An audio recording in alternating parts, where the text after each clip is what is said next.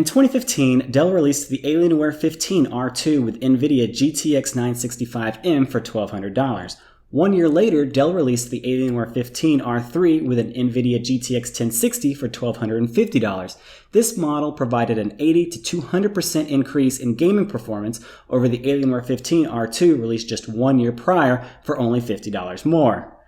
Now let's fast forward. A few months ago in late 2018, Dell released the base Alienware M15 with the same NVIDIA GTX 1060 for $1,400. This more expensive, but also thinner and lighter laptop provides only a 30% GPU performance increase over the 2016 Alienware M15 R3.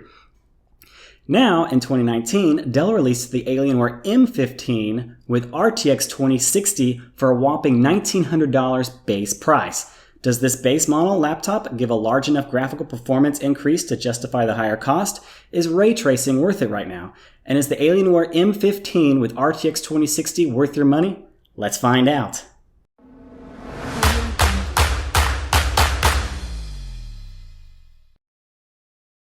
As an average Joe who doesn't want to break the bank, I typically review the base model, the absolute cheapest model that you can purchase. Dell has the cheapest Alienware laptop with an RTX GPU on sale right now for $1,900 before tax. This gets you the 8th generation Intel Core i7-8750H CPU, 16GB of DDR4 RAM, and the NVIDIA RTX 2060 with 6GB of GDDR6 RAM. This includes an IPS 60Hz display. Dell charges an extra $100 for the 144Hz display and an extra $250 for the 4K display. Dell will upgrade your RAM from 16GB to 32GB for $200. There are also multiple more expensive drive options as well.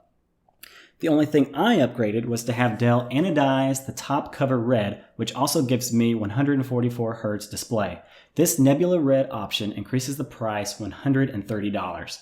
My SSD configuration, which is the cheapest option, was 256GB PCIe M.2 SSD plus 1TB hard drive.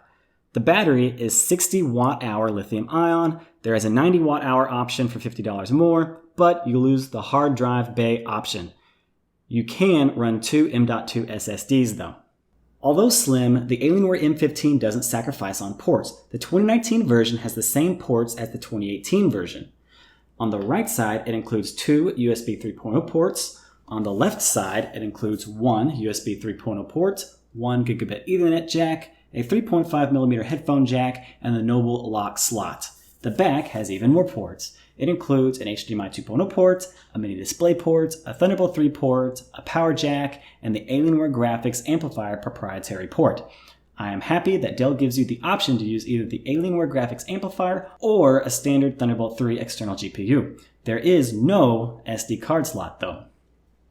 As far as sounds, the external stereo speakers are not forward-facing, so if you want great sound quality, use the headphone jack or external speakers.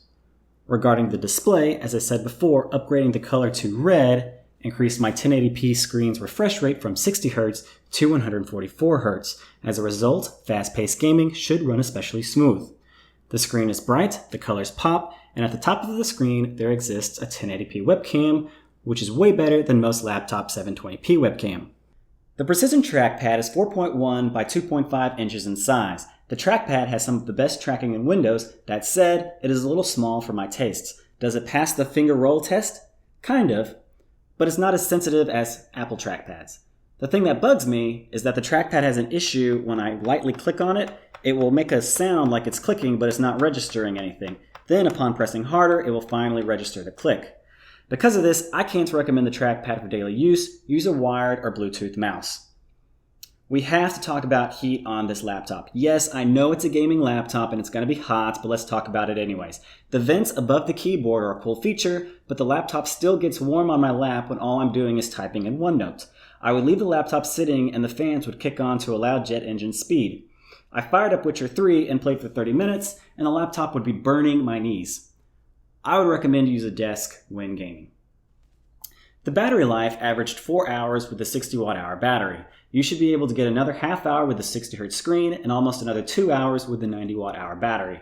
The average gaming laptop lasts less than 3.5 hours. Regarding the processor, there is only one option right now. It is the 8th generation Intel Core i7-8750H 6-core CPU with up to 4.1 GHz turbo boost. Geekbench 4.3.3 shows a single-core score of 4954, a multi-core score of 21,531, and an OpenCL score of around 200,000. Now let's talk about upgradability.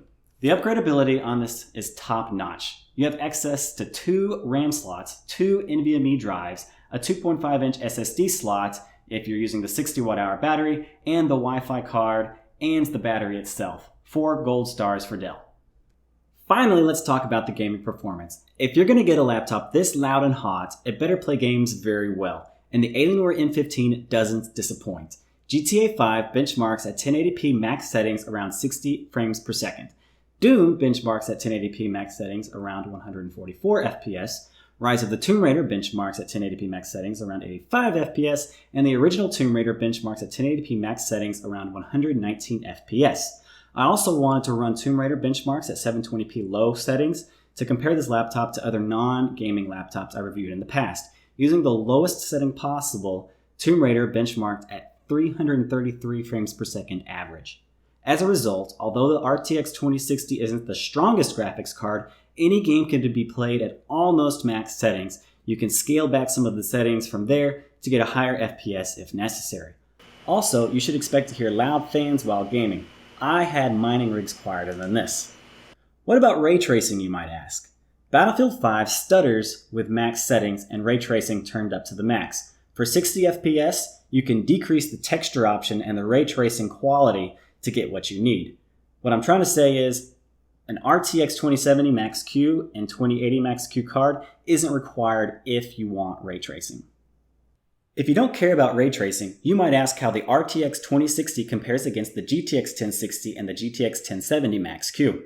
The GTX 1060 gets a 3D Mark Fire Strike score of 9717 at 1080p.